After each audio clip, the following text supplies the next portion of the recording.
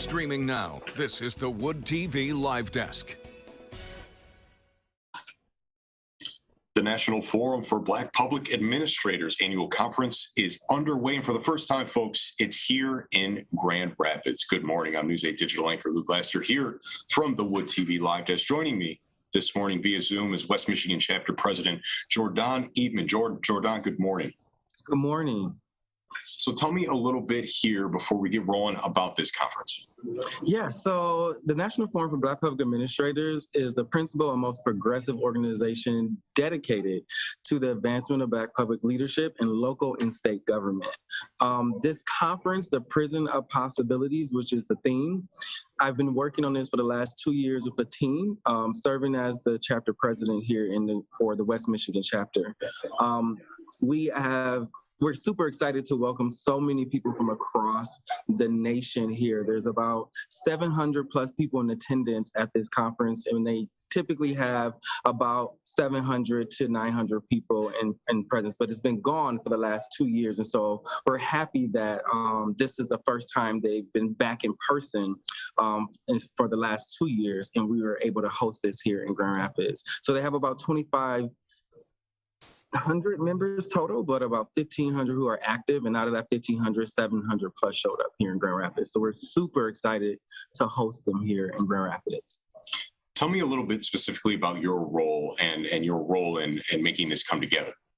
Yeah, so making this come together, my role about this was started at the City of Grand Rapids, my previous employer.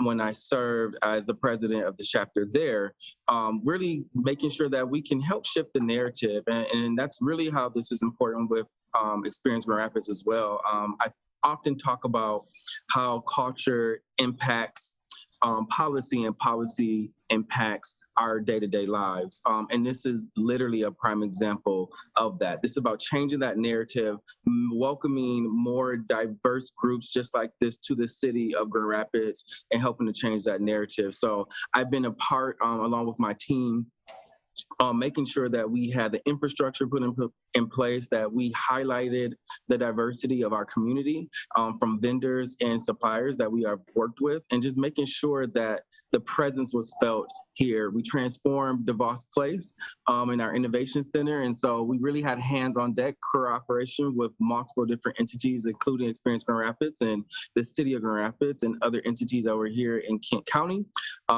So I've been a part of this, planning this for the last 2 years, making sure that this would be a successful and welcoming experience for all of our participants that decided to visit Grand Rapids for the National Forum for Black Public Administrators. So I think the biggest question I have is why Grand Rapids? Why not Grand Rapids? Right. So we talk about we are the change. We talk about that we are the setters of that change. And so this is a prime example, again, about how we are shifting that narrative to making this not only just talking about it being a welcoming space, but actually putting in the work to make it happen. And that takes cross collaboration across multiple entities to make that work. And so it's been an honor and a pleasure for that. But Grand Rapids can be that set stone. We are the only chapter right now in the state of Michigan, and we are actually helping Detroit get theirs back. But this is important that we were able to highlight the great city of Grand Rapids and what Michigan actually has to offer here. So we're super excited. So you guys got started here yesterday, and it goes through the 3rd, correct? Yes, so technically the 2nd. So we kicked off officially yesterday. Today is our host chapter event. We were intentional about highlighting downtown Grand Rapids.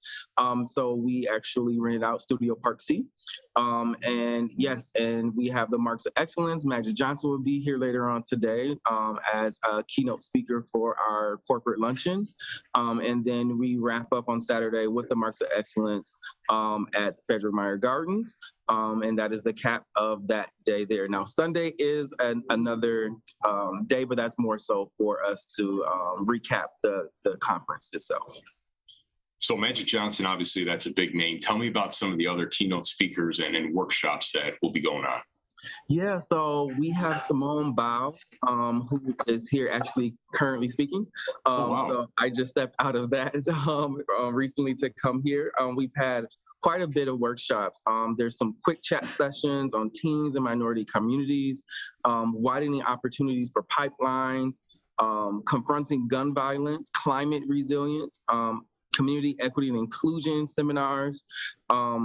We also have the Exploring the History of Discrimination in the Workplace. So this is a conference I am proud to say that is open for all, that all can actually benefit from, allies alike.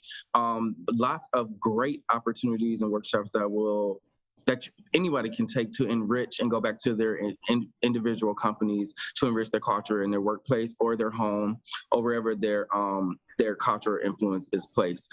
This is a lot of different workshops that's going on. So we have an innovation center as well with a lot of different vendors, but also opportunities for screening and health screening, collaborations with Spectrum Health, a lot of our partners there, locally and abroad. But this is definitely something that is from all. We have a women's roundtable, which our Honorable Mayor Bliss led the discussion of that.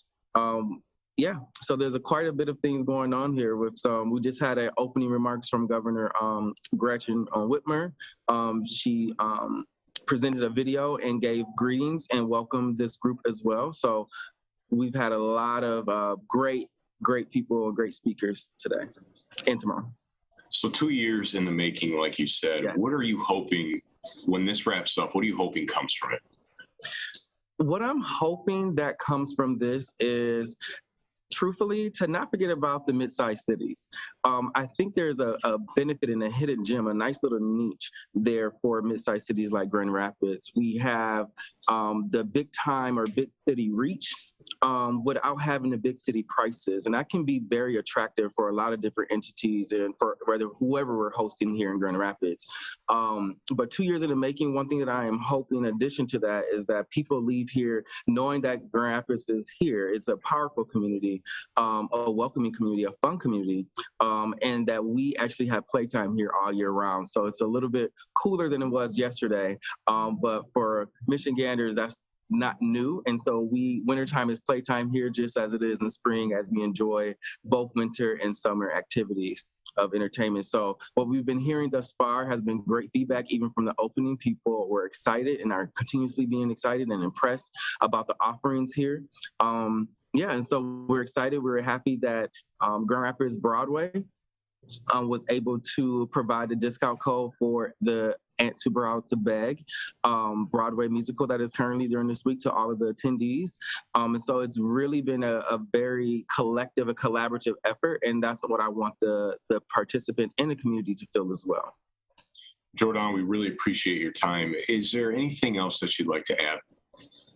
Yes. I would, I'm just excited to be here. I'm excited to talk with you, Luke, but truthfully, I am also, if people would like to have more information, please find us, the West Michigan chapter of NFBPA on Facebook. We interact and have ongoing meetings, and we'll be having some more meetings coming up, but you will see that schedule on our Facebook.